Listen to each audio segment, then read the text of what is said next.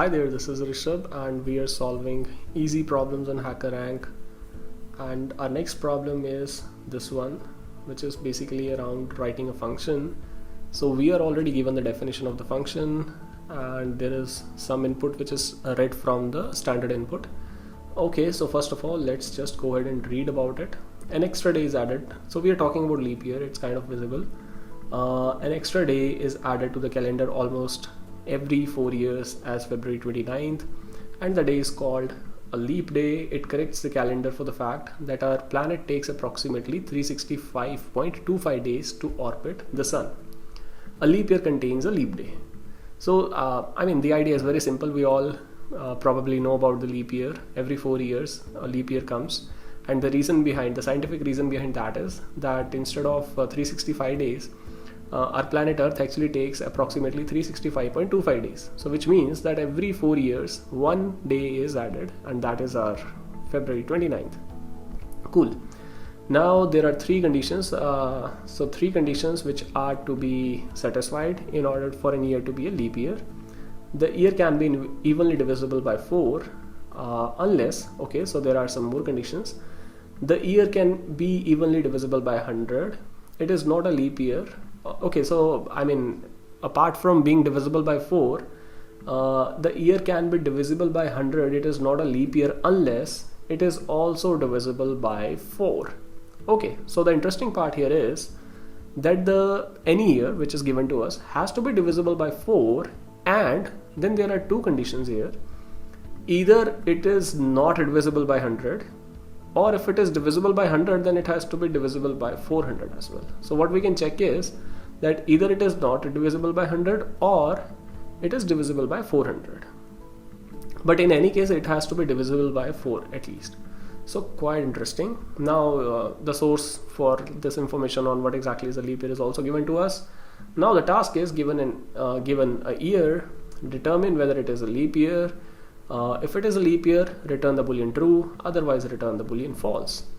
Input format, read year, the year to test. So year is basically, so there are these constraints which are given to us.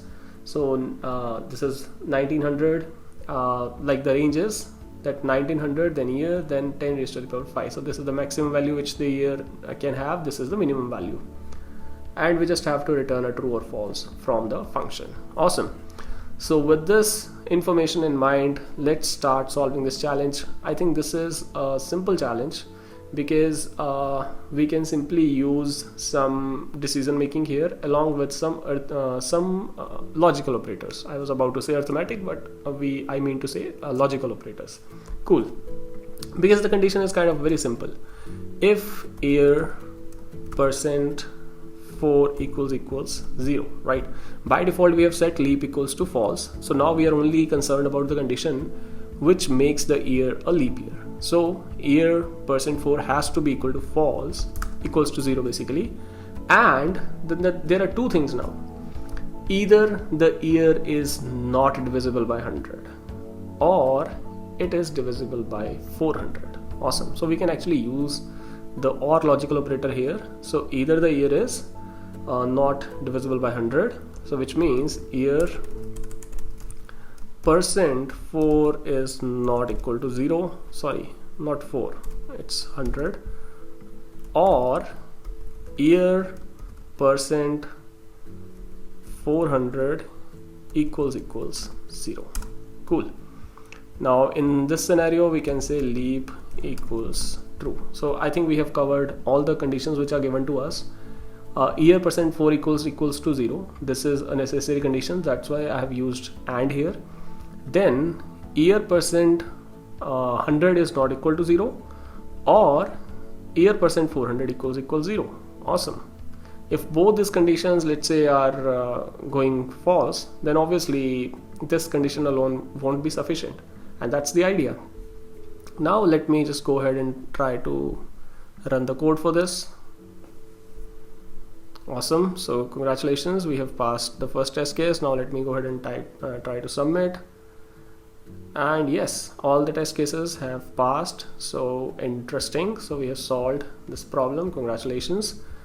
And this is the logic for your leap year. So like it's not enough to check whether the year is divisible by 4. We have additional condition also, that apart from being divisible by 4, if the year is divisible by 100, then it should be divisible by 400 as well. So that's why I have checked that either it is not divisible by 100 or it is divisible by 400 as well. Cool. So I hope you enjoyed solving this problem with me, and that's it for this video. I'll see you in the next one. Bye bye and take care.